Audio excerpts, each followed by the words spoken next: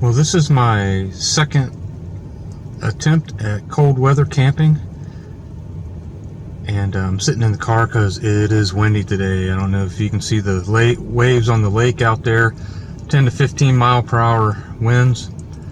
I came 1 week ago and set up, and I would call that more cool weather camping. It was like 70 during the day. I was wearing t-shirt and shorts, and got down to about 42 that night. And I was cold, but not miserable. Well, right now it is about 50 degrees, and that's without whatever wind chill. And tonight's supposed to get down to about 22 to 24. So I think tonight will definitely qualify as cold weather camping. So this video may be conjoined from last week and this week. Definitely learned some lessons last week. I didn't bring hand warmers, foot warmers. I didn't have an electric blanket. I underestimated my gloves. So like I said, I was cold. I did not have a fire by choice. And I was cold, but I was okay. I did some, air squats and stuff like that to warm up, or took the hike about 100 yards over to the bathroom once or twice. It was beautiful though. I just sat and literally stared at the stars all night. I saw a beautiful, huge falling star. Of course, I was standing behind a tree taking a pee at the time, but I still saw it. So this time I bought hand warmers, body warmers, feet warmers. I got my Jackery 500 Explorer power station and a 12-volt car blanket. I tested that out before I came to make sure it worked, and it at least did work at home. And I brought a silk underlayer and then a layer of thermals, and then I got heavier pants on instead of just blue jeans. I brought like 4 different coats so I can switch and change if they don't keep me warm enough. One concern is last week I brought the porta potty, had it in the toilet, just in case, because I didn't know what to expect.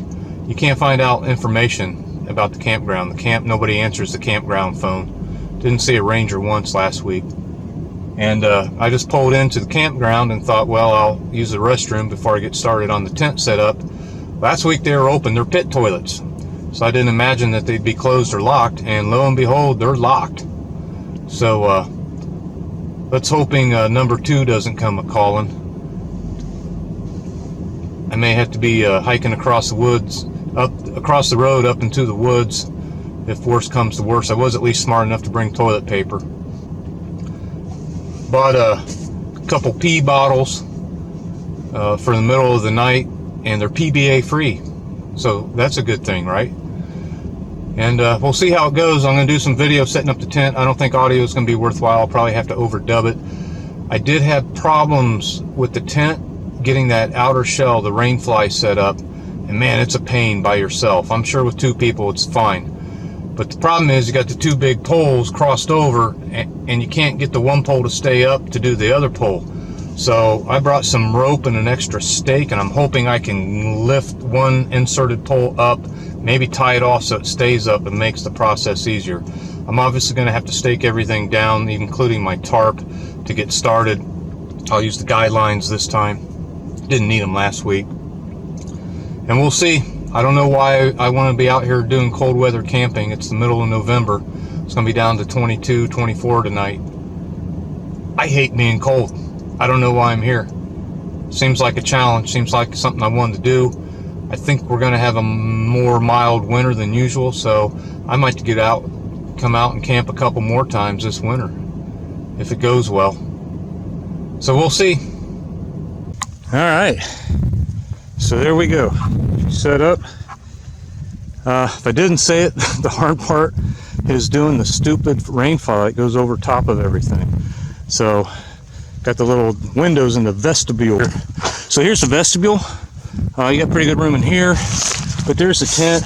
There's no way my big Coleman cot was going to fit in there. That's maybe 4 feet tall at the best, and I would have had to put it right down the middle. That is an oversized sleeping bag. I got my pad underneath there, and there's my little porta potty, because I'm not walking all the way up there at 3 o'clock in the morning. So I got the tent set up. It's a beautiful day, mid to late afternoon. It took me about an hour fighting the wind, but it seems pretty stable. It's pretty breezy. I'll flip the camera around here in a minute and show you the little waves, the whitecaps on the lake. And it's already warmer in the tent because I'm out of the breeze. But this is one of those no-seam mesh screens, and I think that's a pretty damn big opening if it's going to be down to 24 degrees. I know you need the ventilation to help reduce condensation. I think I'd rather control how much of that I get by just unzipping the door a little bit. That's a lot of space because you can see through there, that's the rain fly. I got that outer window closed, but the rain fly doesn't go all the way down to the ground. So that's going to let a lot of cold air in. So I couldn't quite find everything I wanted to do this, but I put Velcro, self-adhesive industrial strength Velcro in the corners. I bought one of those little Mylar emergency blankets and cut it to size and put Velcro on those. This is not what I wanted to use. I wanted to use something heavier, almost like a sunscreen for a car windshield, and cut that. But it's November in Ohio. You can't find them anywhere. So I think this will at least work for tonight, and then I can improve it.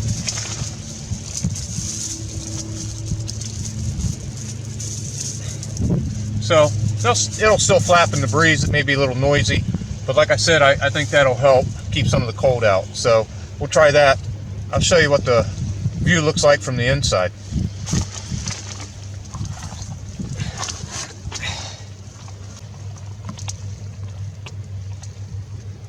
Got my little camp box there on the left. And I really like that little vestibule. If I back my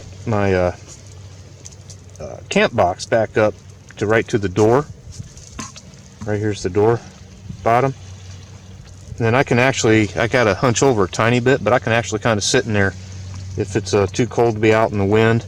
There's a door on the vestibule. It's rolled up right now, and I can roll that down and zip it. Last time I did not have that outer door rolled down and zipped when I set up the flaps out there for the vestibule, and it wouldn't close. I wasn't going to redo the whole tent. I didn't need it that bad, but this time I did it that way, so I know now I can at least shut that outer door, and I think that'll work. So knowing that this was going to be just a simple overnight, I didn't have any illusions about cooking over a campfire, which is good because there's no firewood available. Of course, you're not supposed to bring any in, and that's fine. I've had these mountain house meals before. They're okay. You just boil your water, throw it in, let it steep for a bit. The problem I ran into in the past is I never think to bring a measuring cup, because this one takes 1.5 cups, this one 1.25 cups, this one 1 2/3 cups. So to keep things simple, before I left home, what I did is I measured out water and marked each one. So this one's marked with an L for the lasagna, this one's marked with the B for breakfast, this one's marked BS for beef stroganoff. I brought 2 suppers. You never know what you're going to get with these. I've not had either of these suppers. I've had their breakfast before. It was okay. So that way, if one stinks, or if I get hungry later, I can always make another one. I did bring my camp stove, and it's easy enough to boil water. So I doubt I'll have to eat 2 of them tonight. I brought scoop for big scoop Fritos, so I get the munchies. That's what I'm going to hit if I need dessert. I brought some trail mix, of course, with the little M&M things in it.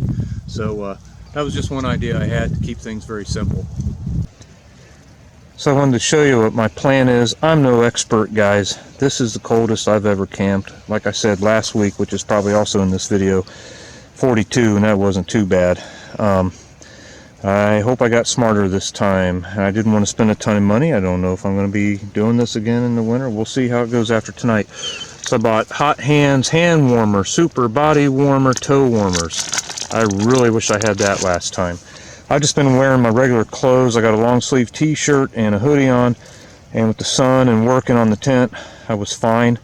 I I did not want to put on my warm clothes because I knew I'd probably get hot and sweaty loading up the car and doing all this. So as the sun gets ready to go down, starts getting cool, this is like a silk underlayer for breathability, moisture wicking. They're actually like running, like silk running tights. Then I just got good old-fashioned thermal underwear I'll put over that. Then I got my pants and my, sweatshirts and stuff like that. I have a knit cap with a light on it, which is pretty cool.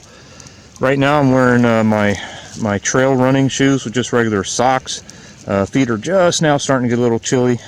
And I brought 2 pairs of wool socks in case I need to switch them. Got my Lands End hiking boots. These things are awesome. The soles are coming off. I've re-glued them once or twice. I got those in 2003, 17 years ago. That's mostly what I wore for 9 months in Afghanistan, all kinds of terrain, snow, desert, hills, mountains, and they've always been my go-to cold boots when I'm out in the cold or the wet rain and stuff. And still going strong, still the same shoestrings. Love them. So then sleeping wise, last time I used this big orange sleeping bag. I think it's about a 30-degree sleeping bag. It's a Coleman. And I put a summer weight sleeping bag inside, and that worked really well. If I got too hot, I could drop the heavy outer bag and just have my summer bag. This time I have a blankie. This is my 12-volt auto blanket, and it plugs in to like your cigarette lighter. And I have a Jackery 500 Explorer, never used it, fully charged, and that draws somewhere between 45 and 65 watts depending. It's got 3 heat settings, 45-minute automatic off. I have another really big Cabela sleeping bag underneath that for more insulation, and then there's that pad that I did a video on too. That thing's about 3 inches thick and it insulates awesome. And of course I brought my pillow with the hot pink pillowcase so I at least feel pretty while I'm sleeping and freezing my butt off in here tonight. So we'll see how it goes.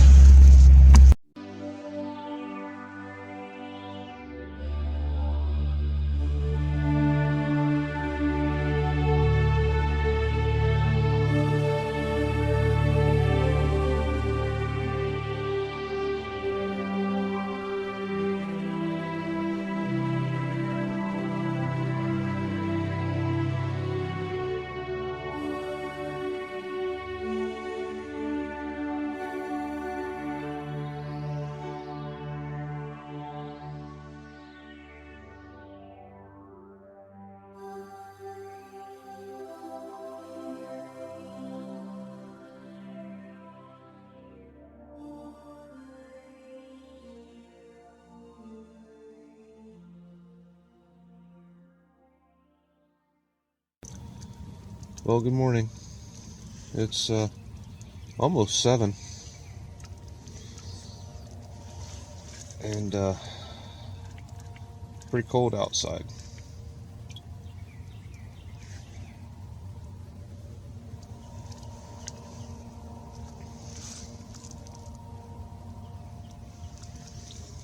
So it's 24, feels like 19 outside, but my thermometer inside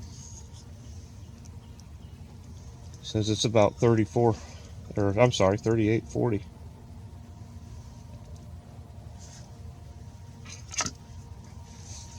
So I slept good.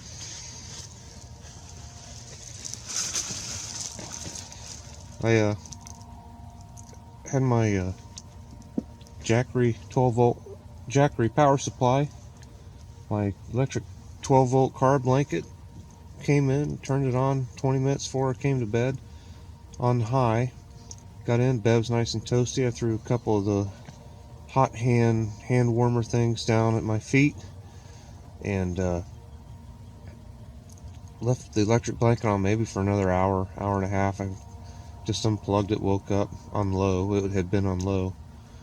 I stayed warm all night. I don't like feeling so constricted when I sleep, but it is what it is. I don't see any frost inside the tent. The seams are good, double taped. I got my jacket in here, my pants in here, had my shoes in here, so they're not freezing cold. I've had to abandon my Lands' End hiking boots I was bragging about yesterday. They're 16 years old. I had to re-glue the soles on with shoe glue last year, and at various times last night out by my little 4-piece of wood fire that actually made a huge difference, they gave up the ghost. Duct tape to the rescue. So I'm not going to wear them this morning. I brought another pair of shoes to wear.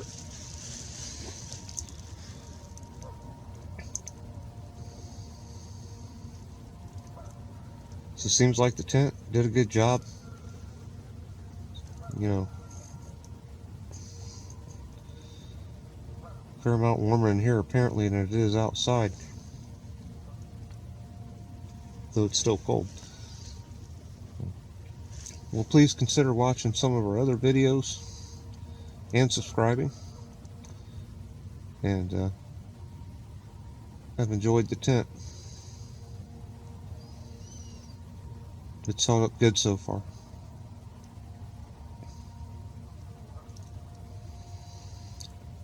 So as far as winter camping goes, I may be back.